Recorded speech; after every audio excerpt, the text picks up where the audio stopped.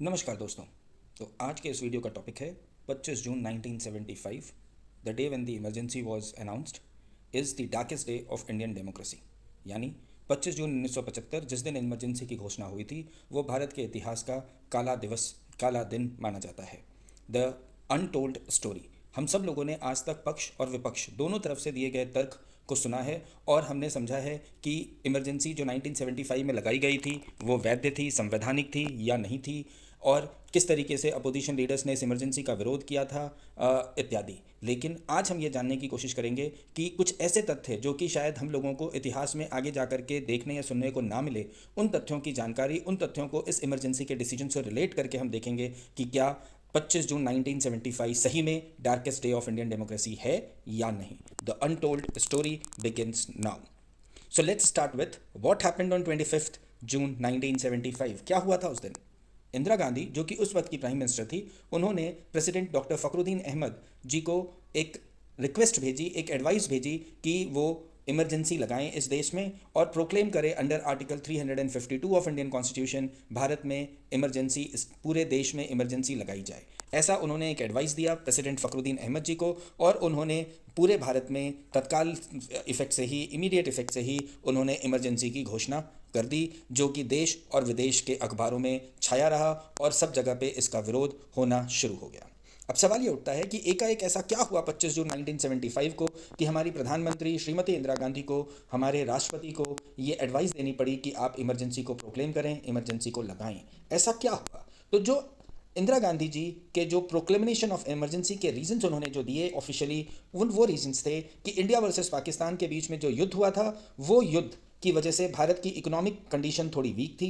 साथ ही साथ तुरंत ही 1970s में ही देश के कुछ राज्यों में सूखा पड़ गया, जिसकी वजह से एग्रीकल्चर इंडस्ट्री ने भी स्ट्रगल किया और इंटरनेशनल लेवल पर ऑयल क्राइसिस भी हमारे लिए एक टफ सिचुएशन क्रिएट कर रही थी, जिसकी वजह से इकोनॉमी जो थी हमारी वो उस वक्त फ्रेजाइल हालत में नज़र आ रही थी। और इन सब चीज़ों के साथ साथ देश में कुछ पॉलिटिकल प्रोटेस्ट पब्लिक और पॉलिटिकल पार्टीज के द्वारा भी किया जा रहा था इंदिरा गांधी जी के खिलाफ।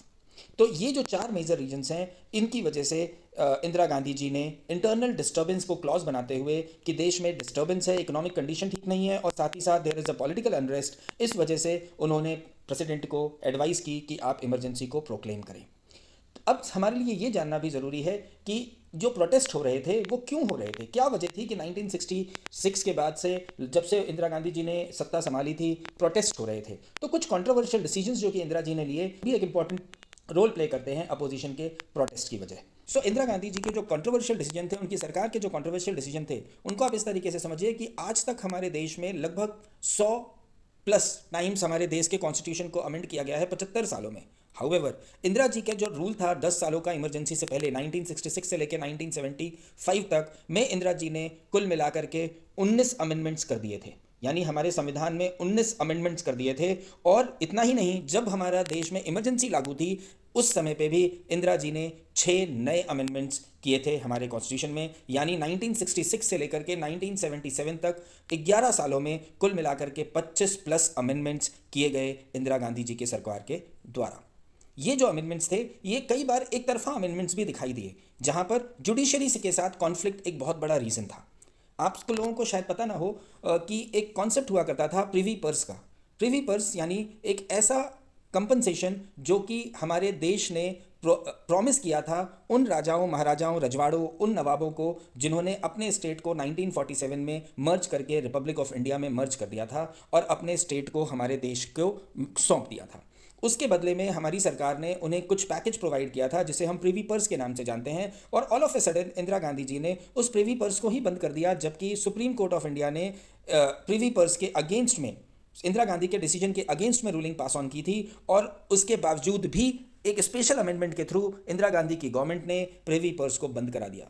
साथ ही साथ नेशनलाइजेशन ऑफ बैंक सही था या गलत, ये डिबेटेबल टॉपिक है, हम इसमें नहीं जाएंगे। क्यों? क्योंकि ये एक अलग ही सिस्टम है, अलग ही टॉपिक है। लेकिन हम इतना जानते हैं कि 1969 में सुप्रीम कोर्ट में एक रिट लगी कि नेशनलाइजेशन ऑफ बैंक सही कदम नहीं है और सुप्रीम कोर्ट ने जो लॉ पास किया गया था पार्लियामेंट के द्वारा, जो एक्ट पास किया गया था फॉर नेशनलाइजेशन ऑफ बैंक, उसे इनवैलिड करार दिया, उसे रद्द कर दिया। उसके बावजूद भी एक और अमेंडमेंट ला करके इंदिरा जी ने नेशनलाइजेशन ऑफ बैंक को का लीगल तरीका ढूंढ लिया और हमारे संविधान में एक और अमेंडमेंट कर दिया। इसका मतलब है सुप्रीम कोर्ट के दो डिसीजन, 69-70 का डिसीजन और 1971 का डिसीजन, दोनों को पलटने के लिए इंदिरा गांधी जी ने हमारे संविधान में बदलाव किया। और इस तरह के जो वन साइडेड डिसीजन मेकिंग थे, इसी के अगेंस्ट में पब्लिक प्रोटेस्ट हुआ, इसी के अगेंस्ट में पब्लिक ने और अपोजिशन की पॉलिटिकल पार्टीज़ ने बहुत सारे प्रोटेस्ट ऑर्गेनाइज किए, जिसको साइड करते हुए इंदिरा जी ने 1975 में 25 जून को प्रधानमंत्री रहते हुए हमारे president of India mister doctor Fakhruddin Ahmed ji को एडवाइस दी कि वो इमरजेंसी को प्रोक्लेम करें। अब हम जानते हैं कुछ ऐसे तथ्य, ये तो सबको पता है, ये तो पब्लिक डोमेन में अवेलेबल है। अब हम जानते हैं कुछ ऐसे तथ्य जिनको एक दूसरे से रिलेट करते हुए हम समझने की कोशिश करेंगे कि क्या इमरजेंसी का डिसीजन जो कि आर्टिकल 352 के बेस पर लिया गया, वो इंटरनल डिस्टर्बेंस ही उसकी वजह थी या वजह शायद कुछ और थी। The untold story, fact based on the timelines. 1966, for the first time, Mrs. Indira Gandhi becomes the Prime Minister of India. And first time in India कि एक प्राइम मिनिस्टर रहते हुए किसी पॉलिटिकल पार्टी ने अपने ही प्राइम मिनिस्टर को party विरोधी गतिविधियों के लिए उन्हें अपनी पार्टी से निष्कासित कर दिया और इंदिरा गांधी जी ने एक नई पार्टी बना ली जिसका नाम था इंदिरा कांग्रेस। 1969 में, 1966 में प्राइम मिनिस्टर बनी, 1969 में उन्होंने अपनी ही पार्टी से अलग होकर के एक पार्टी बनाई और 1971 में उन्होंने इलेक्शन लड़ा रायबरेली से मेंबर ऑफ पार्लियामेंट का, जिनकी उनके अगेंस्ट में राज नारायण जी खड़े हुए एज अ अपोजिशन कैंडिडेट और इंदिरा जी ने वो इलेक्शन जीत लिया। राज नारायण जी जो थे वो एक फ्रीडम फाइटर थे और जब वो हारे तो उन्होंने एक केस फाइल किया against Indira Gandhi ji for doing electoral fraud, electoral malpractices, जिस उनका कहना था कि इंदिरा गांधी जी ने अपने इलेक्शन में सरकारी मशीनरी का इस्तेमाल किया है और इसीलिए वो ये इलेक्शन जीत पाई हैं। ये उन्होंने एक केस रजिस्टर किया और इस केस की सुनवाई इलाहाबाद हाई कोर्ट में हुई और इलाहाबाद हाई कोर्ट ने 12 जून 1975, रिमेंबर द टाइमलाइन, इमरजेंसी लगने से ठीक 13 दिन पहले इंदिरा गांधी जी को गिल्टी पाया। इसकी डिटेल में हम चर्चा अगली स्लाइड में करेंगे, लेकिन अभी हम टाइमलाइंस की बात कर रहे हैं। तो 12 जून को इंदिरा जी को इलाहाबाद हाई कोर्ट ने गिल्टी पाया। किस केस में? जो कि 1971 में इलेक्टोरल माल प्रैक्टिसेस के लिए राज नारायण जी ने फाइल किया था। जैसे ही उन्हें गिल्टी पाया गया, कांग्रेस और साथ ही साथ अपोजिशन की पार्टीज इंदिरा जी के पक्ष और विपक्ष में रोडों पर उतर गई और पब्लिक प्रोटेस्ट होना शुरू हो गए।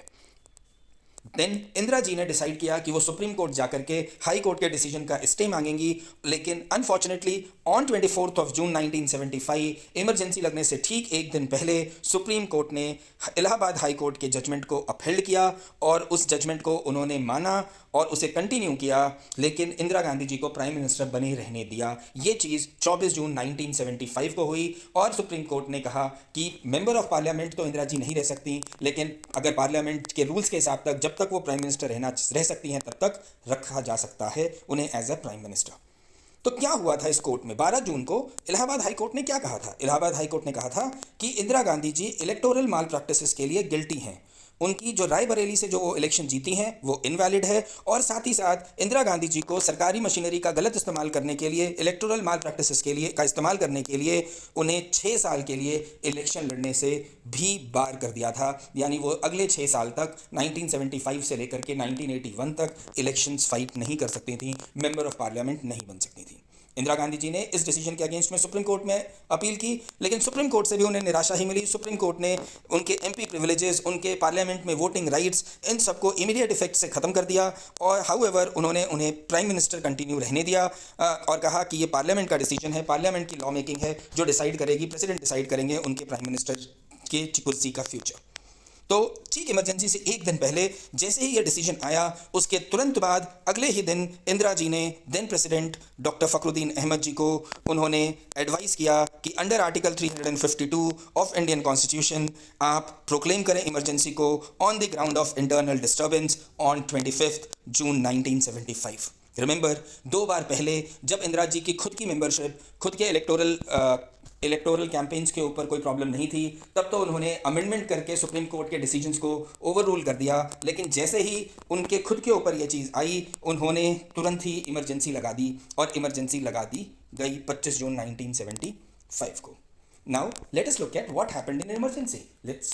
क्यों देखना ज़रूरी है? क्योंकि कहा गया था कि इकोनॉमिक रीजंस, इकोनॉमिक वीकनेस देश की और साथ ही साथ जो पॉलिटिकल अनरेस्ट है उनके वजह से, इंटरनल डिस्टर्बेंस की वजह से इमरजेंसी लगाई गई है। लेकिन क्या हुआ उस इमरजेंसी के दौरान?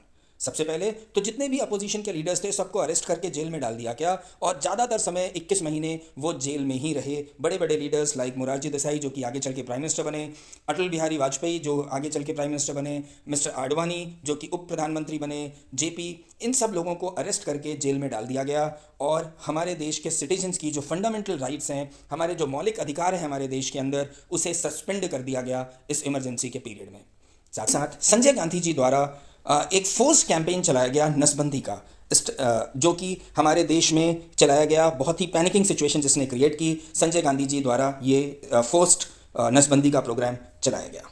फिर सरकार ने एक एक्ट लाया, एक नया अमेंडमेंट लाया जिसे 42nd अमेंडमेंट एक्ट 1976 के नाम से भी जानते हैं और इसे मिनी कॉन्स्टिट्यूशन भी कहते हैं। क्यों? क्योंकि इसमें इतने सारे अमेंडमेंट्स किए गए कि ऐसा लग रहा था जैसे कोई नया ही संविधान बन रहा हो। तो 42nd अमेंडमेंट एक्ट लाया गया जिसे मिनी कॉन्स्टिट्यूशन के नाम से हम लोग जानते हैं। और इस एक्ट में जो सबसे पहली चीज़ इंदिरा गांधी जी ने करने की कोशिश की वो ये थी कि जो रिव्यू के पावर सुप्रीम कोर्ट और हाई कोर्ट के पास हैं on any law made by the government, उस रिव्यू के पावर्स को कर्टेल कर दिया गया, यानी सुप्रीम कोर्ट और हाई कोर्ट के एक नॉर्मल लैंग्वेज में बोले जाए तो पर काट दिए गए, उनकी पावर्स को कम कर दिया गया ताकि वो लेजिस्लेटिव पावर्स से न भिड़ सके। फंडामेंटल ड्यूटीज़ वर इंट्रोड्यूस। अभी तक तो हमारे देश में मौलिक अधिकारों की बात हो रही थी, एकाएक 1976 में 10 मौलिक कर्तव्य फंडामेंटल ड्यूटीज़ को भी शामिल कर लिया गया हमारे कॉन्स्टिट्यूशन के अंदर। एक तरफ तो जजेस जुडिशरी की पावर को कम करने की कोशिश की गई, वहीं दूसरी तरफ लोकसभा स्पीकर और प्राइम मिनिस्टर ऑफ इंडिया के पावर्स को बढ़ाने की कोशिश की गई बाय ब्रिंगिंग इन अमेंडमेंट्स। और कुछ टर्म्स जो कि हमारे देश में पहले नहीं हुआ करते थे जैसे socialist, secular and integrity, in terms को हमारे देश के संविधान के प्रियम्बल के अंदर ऐड किया गया via amendment 42nd of our constitution. ये तो ठीक था, ये वैसे ही बहुत बड़ी न्यूज़ हो गई कि एकाएक नसबंदी ड्राइव चलने लग गई। 42nd अमेंडमेंट के थ्रू फंडामेंटल ड्यूटीज़ इंट्रोड्यूस किया गया, हाई कोर्ट और सुप्रीम कोर्ट के जो पावर्स थे उनको रिड्यूस किया गया और लोकसभा स्पीकर और प्राइम मिनिस्टर को स्पेशल पावर्स दिए गए। सोशल, सेकुलर और इंटीग्रिटी वर्ड को हमारे प्रियम्बल में ऐड किया गया। लेकिन एक ऐसी घटना और घटी जो कि सरप्राइजिंग थी, क्योंकि जिस प्रेसिडेंट के ऑर्डर के बेस पर प्रोक्लेमेशन ऑफ एनर्जी हुई थी, उन्हीं प्रेसिडेंट को under 42nd amendment act president of India को बाउंड कर दिया गया बाउंड कर दिया गया कि they have to agree with the recommendation given by the cabinet. They are bounded to agree with the recommendation by the cabinet. यानी अगर पार्लियामेंट, सरकार कोई भी रिकमेंडेशन अगर प्रेसिडेंट ऑफ इंडिया के पास भेजती है, कोई भी बिल पास करके भेजती है, तो प्रेसिडेंट ऑफ इंडिया बाउंड हैं कि उन्हें वो उसे साइन करना होगा और उन्हें उसे मानना ही होगा। इस तरह का भी एक अमेंडमेंट हमारे संविधान में किया गया। ये तो थी क्या हुआ इमरजेंसी में। अब जानते हैं इमरजेंसी के बाद 21 मार्च 1977 को इमरजेंसी खत्म की गई। देश में इलेक्शन कराए गए और फर्स्ट टाइम इंडियन वोटर्स ने डिसाइड किया कि अब अपोजिशन को मौका दिया जाए और इंदिरा गांधी की जगह अपोजिशन पार्टीज़ को चांस देने का निर्णय हमारी जनता ने लिया।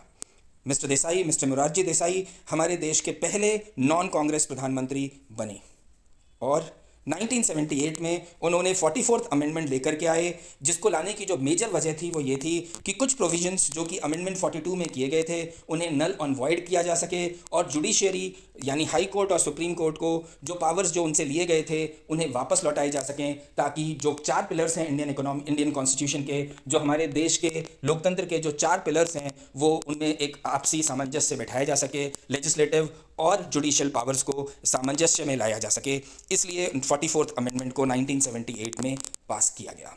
तो ये तो थे कुछ रोचक तथ्य। और अब 25 जून जो कि एक ऐसा दिन बन गया जिसे कि हम darkest day of Indian democracy 25 June 1975 को कहते हैं। तो आज की हमारी जो सरकार है उसने 25 जून को संविधान हत्या दिवस के नाम से मनोनीत किया, ताकि जो लोग जिन्होंने हार्डशिप फेस की उनके हार्डशिप्स को एक्नॉलेज किया जा सके, जिन लोगों ने इस इमरजेंसी में सरकार के विरुद्ध लड़ाई लड़ी, जो जेल गए, उनको भी एक्नॉलेज किया जा सके। इसके लिए 25 जून को संविधान हत्या दिवस के नाम से मनोनीत किया गया है।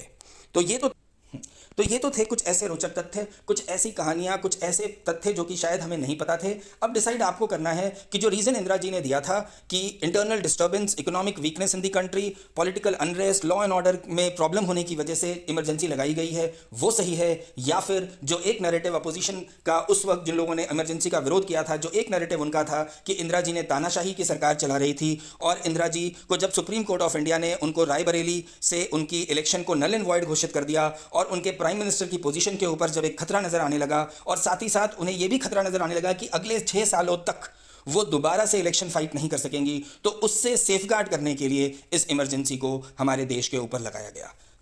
चाहे हम पक्ष की सुने या विपक्ष की, दोनों तरफ की स्टोरी अलग अलग है। डिसीजन आपको लेना है, आपको समझना है कि 1975 में 25 June is that the darkest day of Indian democracy और नॉट, और आज की सरकार ने जो 25 जून को संविधान हत्या दिवस के नाम से मनोनीत किया है वो सही है या नहीं। ये डेमोक्रेसी है, इसीलिए हम कोई जजमेंट यहाँ पास करने की कोशिश नहीं करेंगे, लेकिन ये आपको फैसला करना है कि क्या सही है और क्या गलत। Thank you very much friends. If you have liked this video, if you think it has done some value add, please like, subscribe and share our channel. Thank you.